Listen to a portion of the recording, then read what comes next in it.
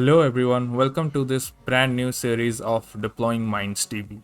So this will be the first video in this series, and in this tutorial we'll be deploying MindsDB on a DigitalOcean droplet. So let's get started. So droplets are nothing but virtual machines that we can find on the DigitalOcean cloud platform. So as all of you might be knowing, DigitalOcean is a cloud marketplace leader as it provides services with predictable pricing, developer-friendly features, and scalability as we may need. So you can directly log into your DigitalOcean account, or if you don't have an account yet, then you can sign up for one at try.digitalocean.com/free trial offer. They provide 100 USD worth of credits to try their products, so you should be good to go. So once you have signed up for the DigitalOcean account, you can then log into your account and you can find the DigitalOcean console, something like this. And from here, now you'll click on the droplets from the left navigation panel, and we'll find something like this which says create droplet. So if you have droplets created before this, then this page will show you the list of all the available droplets. But as I don't have any droplets created for now, so this page is empty and we have this create droplet button here. So I will click on this create droplet now. It will take a while, and this is the create droplet configuration page.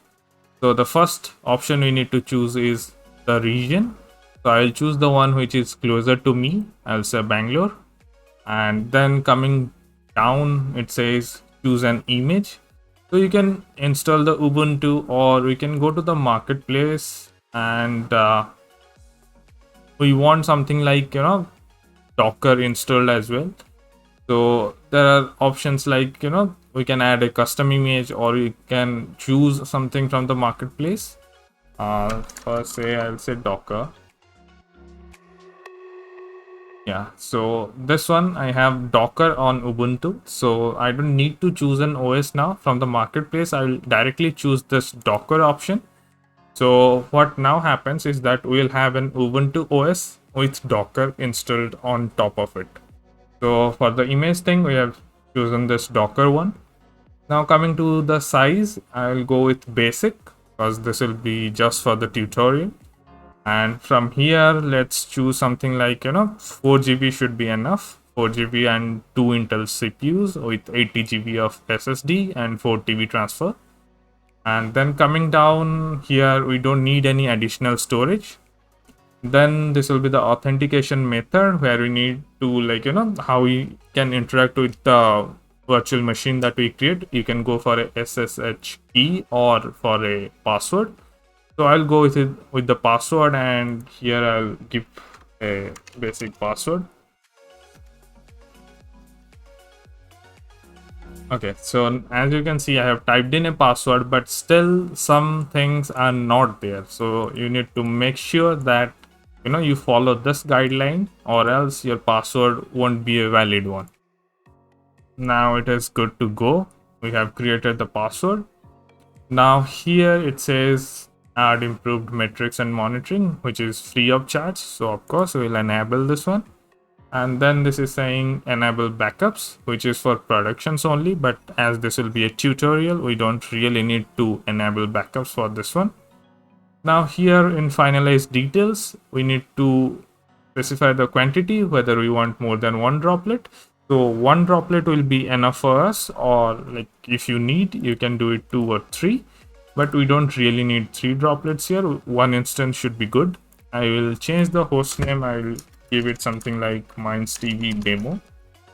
And that's pretty much it. We have selected all the configuration that we need to create this droplet.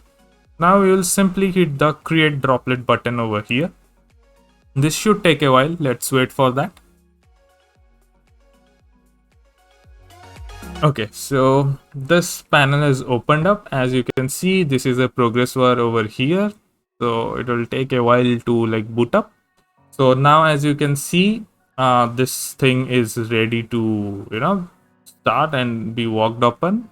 So I'll click on this name. And as you can see, we have our IP version 4 here, and this is the private IP. and all that thing. Now what we can do is I'll click on this console. So the console opens up, and now we will be logging into our machine, the Droplet, using the password that we had created, and the default user for this one will be root. So we don't really need to use sudo before each and every command to run any command that we want to run. So let's wait for the console to connect.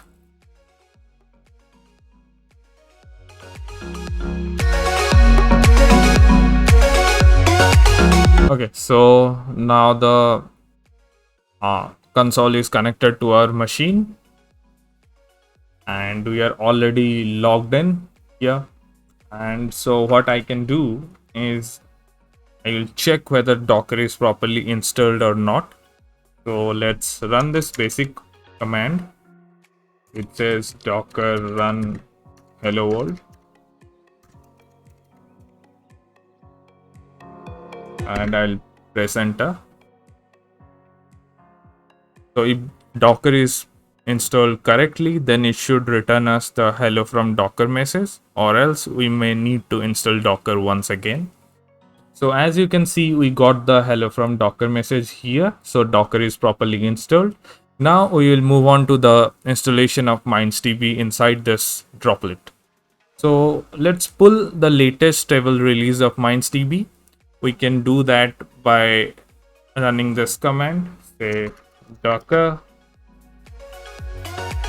pull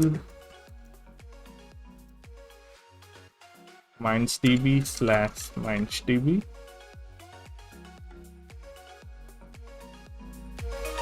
and I'll press enter. So this will take a while, as Docker will pull the latest image and then it will extract and it will save it to our machine. So once this step is completed, we will go ahead and we'll run the MindsDB image that we just pulled, and then we'll also try to expose the ports, the MindsDB GUI port and also the data transaction port. Let's wait for a while till this Docker pull is completed, then we can move with the further steps. Okay, the pull is complete now. Now we'll run MindsDB using Docker and we'll expose the ports. So the command will look something like this, and -p is for specifying the port. So we will say 47334. So this is the default HTTP port for the GUI that we'll be using MindsDB on.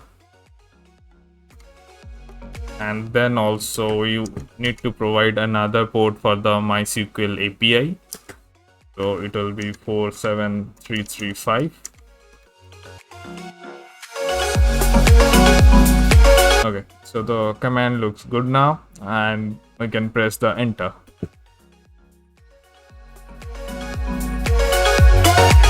So it will take a while to start the instance. Let's wait for that. In the console also you can see, it will tell something like my HTTP enabled and running on this port, and my SQL enabled and running on this port. So let's wait till that point. Okay, here as you can see, it says three things. The HTTP API is starting, the MySQL API is starting, and the MongoDB API is also starting. So let's wait for a while until it says it's running. Okay, so as you can see here, it says MySQL API started on this port, MongoDB API started on this port. So it's probably good to go. Things have started already. And finally, the HTTP API has also started on 47334. Now what we need to do is we want to access the MindsDB GUI so that we can work on it. Right, so let's just minimize this console.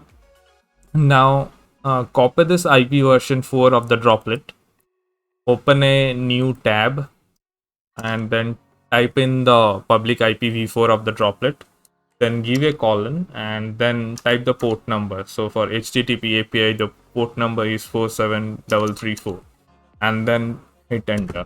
Okay, so it will take a while to load up. Let's wait for that. And also one thing to note here is if you are having trouble connecting to your GUI for MindsDB, then make sure that you haven't any VPN connections turned on at the moment. So as you can see, the MindsDB console has loaded and it has three main components. The top one is the query editor where we write the queries, and then below that is the result viewer where we will see the result of the queries that we executed. And on the right we have this learning hub resources. We can use this if you are a first time user of MindsDB, then you can definitely use this learning hub resources to learn more about MindsDB and get used to it. So let's figure out what are the default tables present inside MindsDB when we run the instance for the very first time. So what we can do is write a query saying show tables, and we'll hit the run button over here, and this gives the result of the table names that are present by default. So the first table here is predictors. So predictor table stores the predictor models that you train as an individual row. So all the details about a specific predictor model is stored in this predictors table as a row. Then the next one is predictors versions. So you can retrain your predictor model based on data changes or based on any specific thing, like you want to change the candidate model or something like that, or the model arguments. So you can retrain a model. So this predictors versions table stores all the available versions for a particular predictor model. So you can always switch between the versions you want to use. And the last one is the databases table. So the databases table stores the information about all the databases that are currently attached with the MindsDB instance. So you can say basically you have connected to a MongoDB, a MySQL instance, or you have connected to a Postgres DB. So all these records are stored as individual rows in this databases table. So that's all for this tutorial. We have successfully installed MindsDB on a DigitalOcean Droplet. So now let's summarize.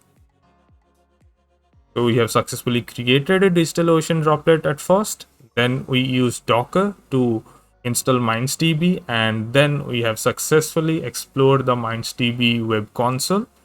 So that's all for this video. I hope you found this video really useful. So drop a like, subscribe to the channel, and do share it with your friends. Also feel free to star MindsDB repository on GitHub. Thanks for watching. I'll see you in the next one.